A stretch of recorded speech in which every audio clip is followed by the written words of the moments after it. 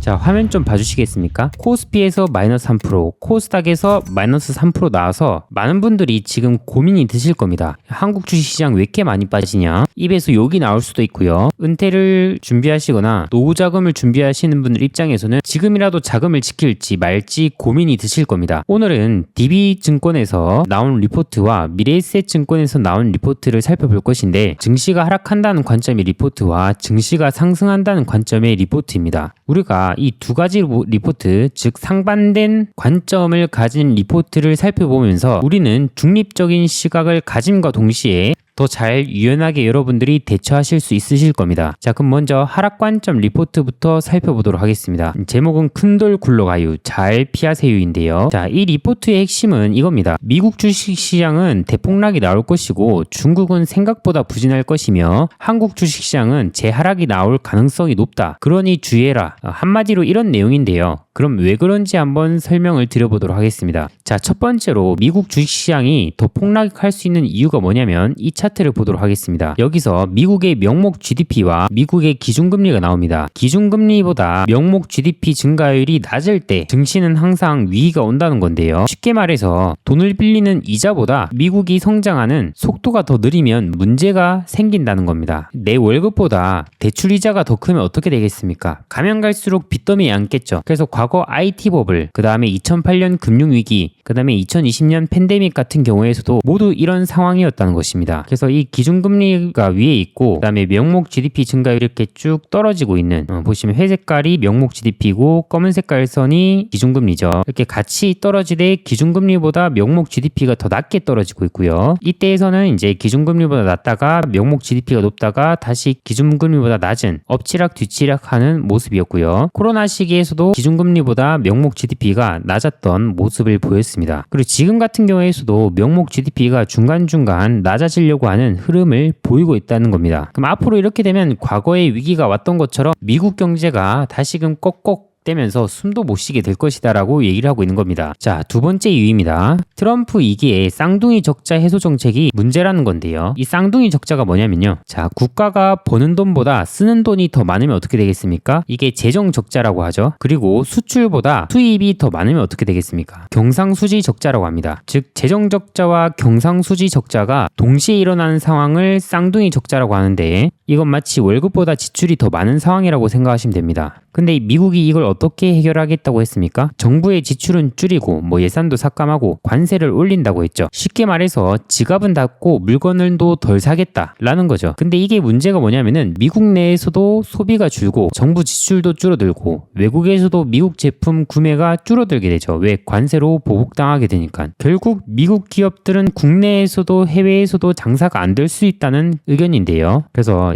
해당 정책이 장기적으로는 미국의 취약점을 보강하여 국가의 장기 연속성을 확보해주지만 중기적으로는 미국의 경기를 훼손할 여지가 있다라고 하는 겁니다. 예를 들어서 장기적으로 빚을 갚아가는 건 좋지만 당장은 생활이 빡빡해지는 것과 똑같다고 여러분들이 생각하시면 됩니다. 이게 과거 클린턴 정부에서도 비슷한 정책을 썼습니다. 그 결과가 어떻게 됐냐면은 1995년에 멕시코 외환 위기가 나왔고요. 1997년에 아시아 외환 위기가 나왔고요. 1998년에 러시아 모라토리엄이 발생했습니다. 연달아서 이제 외환 위기들이 나타나는데 왜 이렇게 됐을까요? 미국이 돈을 아끼고 물건을 덜 사겠다고 하니까 전 세계에 돌아다니던 달러가 줄어들게 되면서 마치 동네 부자가 갑자기 지출을 줄이면 주변 가게들이 매출이 줄어들어서 어려워진 것과 똑같이 달러가 부족했던 약한 나라들부터 문제가 생겼습니다. 그래서 미국과 더불어서 아시아 증시가 약세인 이유도 바로 이런 이유가 있지 않나 우리가 또 생각을 해볼 수가 있고요. 자, 세 번째 이유는 정치 사이클상 트럼프 2기가 임기 초반에 오히려 경기가 하락하는 게 더 유리합니다. 마치 지금 트럼프 2기는 허니문 시기죠. 허니문 시기고 딱 보통 한 임기 이후에 한 3개월 전후인데, 이 시기 때 트럼프 같은 경우에서는 오히려 미국의 아픈 곳을 칼로 다 도려내고 작업을 하고 있다는 겁니다. 그리고 한 다음에 2026년에 중간선거와 2028년에 이 대선에서 만약에 회복세가 보이면, 지금 도려낸 것들이 좀 나아지는 회복세가 보이면 트럼프 덕분에 경제가 살아났다 하면서 표심을 얻을 기대를 지금 하고 있지 않나 생각합니다. 지난 1기 때에는 어떻습니까? 중간선거에서 민주당에서 패했던 기억이 있는데 그 이유 중에 하나로 증시가 약세였던 요인이 있었습니다. 그럼 지금의 트럼프는 과거와 똑같이 답습을 할 것인가? 아니겠죠. 그래서 지금은 수술칼로 도려내는 작업 중이라고 얘기를 하고 있고요. 그래서 미국에 대해서는 이러한 이유로 당장에 상승할 이유가 없고 떨어지려면 더 떨어졌지, 이런 하락의 관점을 얘기하고 있습니다. 그리고 중국 같은 경우에서도 중국의 부양책 관련 호재가 소강 상태가 될 것이라고 얘기를 했는데요. 과거 일본을 보면 힌트가 있다고 얘기를 합니다. 일본이 수출도 잘하고 돈도 많이 버는 시기에 미국의 자동차나 전자제품도 많이 팔았죠. 당시 미국은 패권의 위협도 좀 느꼈고 우리가 너무 일본 물건만 사고 있는 것 아니냐,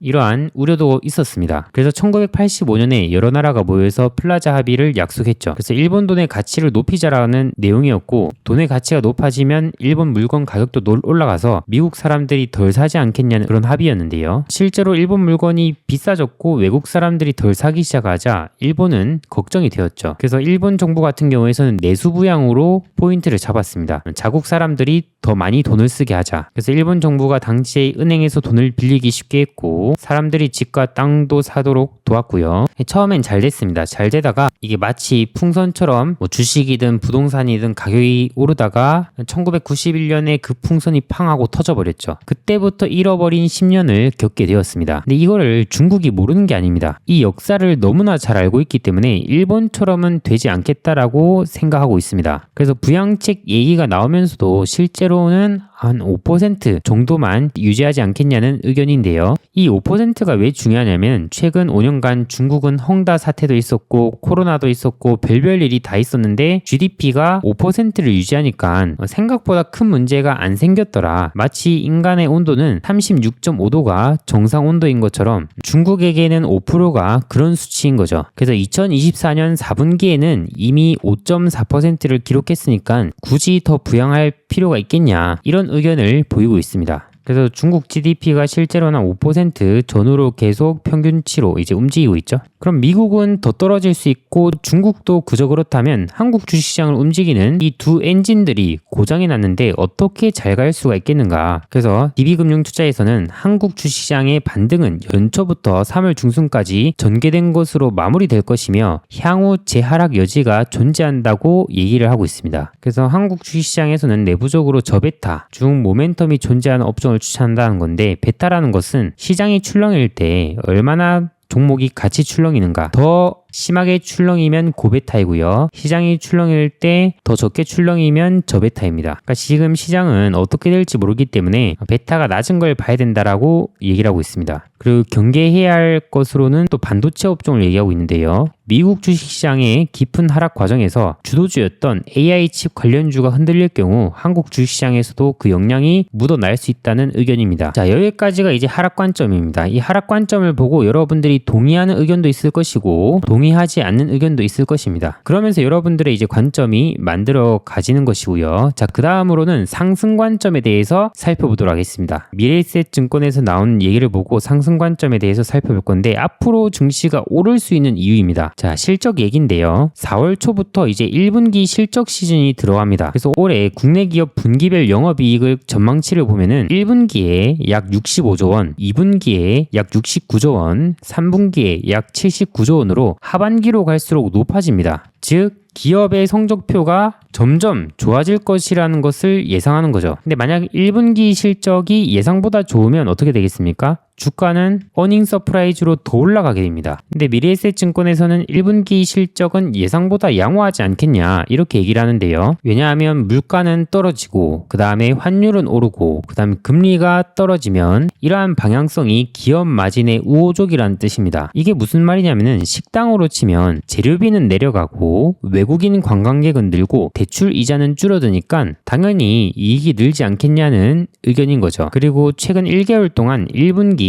영업이익 전망치가 1.1% 상향 조정되었다고 합니다. 애널리스트들이 기업들이 더 잘할 것 같다라고 판단한 겁니다. 그리고 우리나라 주식시장의 밸류에이션, 가치적인 측면으로 봤을 때도 여전히 매력적이라고 얘기를 하는데요. 한마디로 저평가 상태에 있다고 얘기를 합니다. 자, 여기서 검은 색깔 선을 보면은 ROE 감안 PBR인데요. 자, 원래 PBR이라는 게 회사의 자산 대비해가지고 얼마나 비싸게 거래되고 있는가, 싸게 거래되고 있는가, 이런 거를 판단하는 건데, 이제 ROE 감안 PBR이라는 것은 이 회사가 버는 돈까지 고려해서 얼마에 거래되는 것이 적정한가를 알려주는 지표입니다. 모르셔도 됩니다. 근데 이 지표는 검은 색깔 선으로 이렇게 표시가 돼 있어요. 자, 그리고 CBMF PBR이 있는데, 자, 일반 PBR 같은 경우에서 뭡니까? 현재 또는 가장 최근에 발표된 재무제표의 순자산을 사용하는데, CBMF PBR 같은 경우에서는 앞으로 12개월 후에 예상되는 순자산을 사용합니다. 왜냐면은 이렇게 미래 예상치를 사용하는 이유는 주식 투자가 미래를 보고 하는 것이기 때문에 회사가 성장하고 있다면 미래의 순자산은 현재보다 더 클 가능성을 보고 계산하는 거죠. 그래서 CBMF PBR은 이렇게 낮고, 그 다음에 회사가 버는 돈을 고려한 PBR 같은 경우에서 이렇게 높고, 예를 들어서 현재 시장 가격으로 치면 100만 원 정도인데 ROE 감안 가격으로 치면은 한 113만 원 정도다. 그래서 실제로는 113만 원의 가치가 있지만 시장에선 100만 원으로 거래되고 있다. 이런 것을 여러분들이 의미한다고 보시면 되겠고, 그래서 계리율이 마이너스 13% 수준으로서 현재 증시는 저평가되어 있다는 것을 얘기하고 있습니다. 부동산으로 치면 한 3억짜리 아파트를 2억 6천에 지금 살 수 있는 기회다라고 우리가 생각할 수 있는 거죠. 그리고 1분기 실적도 양호해지면 가치는 더 높아지고요. 물론 미래에셋에서도 밸류에이션이 한 번에 올라갈 거라고 얘기하고 있지 않습니다. 금리가 조금씩만 내려가는 상황이기도 하고 그렇기 때문인데요. 근데 상반기 기업 실적 개선 기대감을 감안하면 코스피 하단을 2437포인트로 보고 있고요. 그 다음에 코스피 상단을 2864포인트로 본다고 합니다. 그래서 잘하면 여기까지 올라갈 수도 있고, 최악의 경우라도 여기까지는 떨어지기 쉽지 않다라는 것입니다. 그래서 과거에서도 보시면 이 정도가 지지 라인대였죠. 그럼 지금 이렇게 증시가 마이너스 3% 하락이 나는데 만약에 더 빠진다고 한다면 이 구간이 과거처럼 지지 라인으로 작용할지 우리가 또 판단해 볼 수 있겠죠. 자, 이렇게 우리가 정반대의 두 관점, 상승 관점과 하락 관점을 함께 공부해봤습니다. 개인적으로는 여러분들의 의견 어떠신가요? 하락 관점에서는 외환위기 관점이 있지만 과거와 달리 학습이 되어 있기 때문에 달러가 부족해질, 즉 외환보유고가 바닥을 칠 위험성이 있을지 과연 나타날지 우리가 봐야 되고요. 그러지 않을 수도 있다라고 우리가 또 생각해 볼 수 있습니다. 그리고 개인적으로는 이 선거 일정이 굉장히 중요하지 않겠나 생각합니다. 과거 트럼프 같은 경우에서는 2018년에 크리스마스 당시 트위터를 통해서 주식을 매수할 엄청난 기회라고 말하기도 했는데요. 당시 주식시장이 블랙 디셈버라고 불릴 정도로 공포에 가득 찬 시기였습니다. 그래서 트럼프 대통령의 매수 기회 발언으로 시장의 분위기를 단숨에 뒤집었는데, 지금은 트럼프가 지수 관리를 적극적으로 하기보다는 미국 경기의 위태로운 부분을 칼로 도려내는 시기라고 한다면 필시 2026년 중간선거나 2028년 대선 이전에 지수 관리를 다시 들어가지 않을까 생각합니다. 특히나 지난 1기 때에서도 중간선거에서 민주당에게 밀렸던 이력이 있기 때문에 그 이유 중에 하나로 지수가 당시 하락해서 받은 영향도 있었습니다. 그래서 개인적으로는 중간선거 이전에 이미 지수에 대해서 성과를 보여야 되지 않을까 생각을 합니다. 그러기 위해서는 또 과거와 같은 이런 발언들도 나타나지 않을까 생각이 또 들고요. 그런 시기가 온다면 우리가 어떻게 해야 되겠습니까? 한 2025년 하반기나 2026년 상반기에서는 정치 사이클상 미국이 올라설 수 있는 기회라고 생각하면 되겠고, 그럼 그걸 기대한다면 우리가 또 그에 맞는 지수 추종 투자라든지 그런 아이디어도 생각해 볼 수 있겠죠. 또 미국이 오르면 또 코인도 같이 오르겠죠. 이걸 하나로 우리가 또 여러 아이디어를 얻어갈 수가 있는 겁니다. 그리고 요즘 중국 하면서 중국으로 증시에 돈이 쏠리고 있는데 또 증가율이 5% 초과할 경우 부양책을 자제하는 이 관점도 우리가 무조건 중국으로 돈이 쏠리니 우리도 따라 사야겠다는 게 아니라 이렇게 우리를 다시 한번 잡아주는 관점이 또 될 수 있지 않나 생각이 들고요. 그리고 미래에셋 의견에서는 그래도 기업들이 계속 이익이 늘어나고 있고 증시 상황이 저평가인 만큼 증시가 하락하더라도 이러한 구간에서는 그래도 하방 경직이 일어날 수 있겠다. DB금융투자에서는 이제 증시가 재하락할 거라 했지만 결국 기업은 실적의 가치를 또 따라가죠. 그런 의미라면 이 부근대에서 또 하방이 경직되면서 움직여 갈지 우리가 또 생각을 해볼 수 있겠죠. 자, 이렇게 우리가 관점을 확장해보는 시간을 가졌는데요. 그래서 증시가 하락했지만 왜 하락하고 있고 앞으로 앞으로 어디가 좀 지지라인대가 될 수 있을지 또 아닐지 우리가 리포트를 보면서 공부를 해볼 수 있는 시간이었습니다. 자, 이러한 정보를 여러분들이 좀 더 빨리 받고 싶다고 한다면 제가 상한선 무료 텔레그램 채널을 운영하고 있습니다. 여기서 보면 이러한 리포트 내용도 제가 한번 정리를 해드리고 있고요. 그리고 장전에 여러분들이 취해야 될